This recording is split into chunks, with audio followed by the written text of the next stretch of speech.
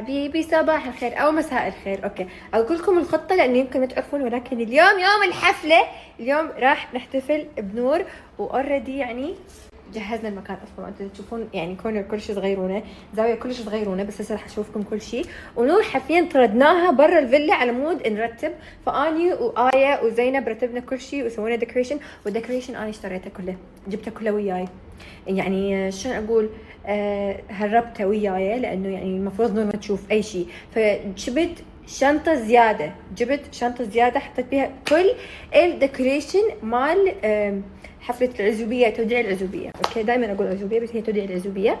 واليوم يوم الحفله طبعا حيكون اني ونور واياتي وزينب، احنا الاربعه، وحنسوي حفله. طالما انه احنا هنا واحنا برحله، قلنا شنو هماتين نسوي حفله ونحتفل فوق ما انه الرحله كلها احتفال. اوكي، فخلوني اشوفكم المكان.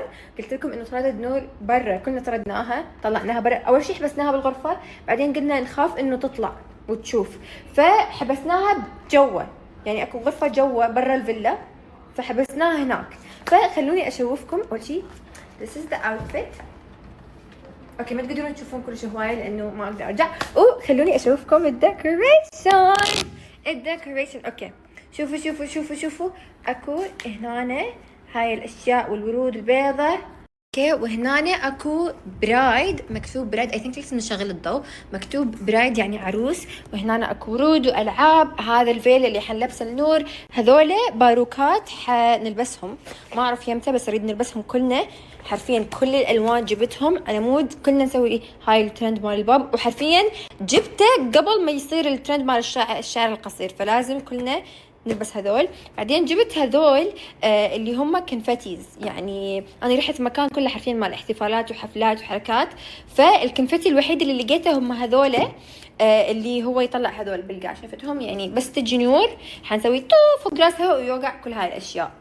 اوكي، بعدين اكو بوالين مكتوب تيم برايد يعني فريق العروسه، وهنا مكتوب شي سد يس يعني هي قالت ايه. فهنا هاي زاويه من الزوايا، وهنا قلت لكم اكو كل هاي الاشياء. وهنا اكو برايد هذول كلهم يعني كاوبوي هاتس. هنا اكو هاي الاشياء اللي حنلبسها، المكتوب جيرلز نايت اوت.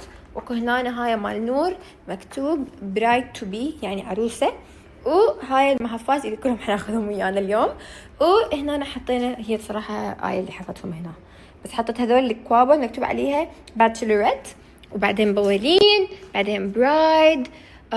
حطيت ورود على الدرج عشان يعني أجواء وحركات وهنا أكو ديكوريشن هماتين.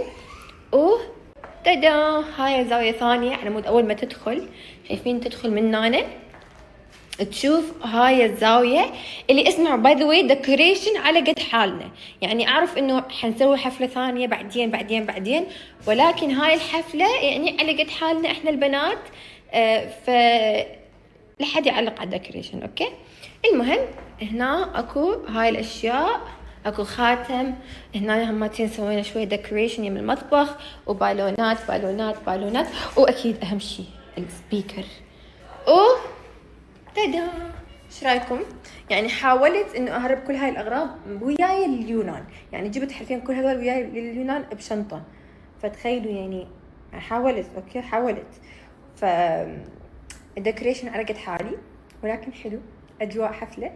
ومنتظره آية تخلص، اي ثينك زينب خلصت، منتظره آية تخلص على مود اي ثينك نتصل على نورها تطلع نحط لها اغاني ونزفها. ولازم انطيها هاي الفيل على ما تلبس الفيل الطرحه، ونزفها زفه قبل ما تنزف صدق.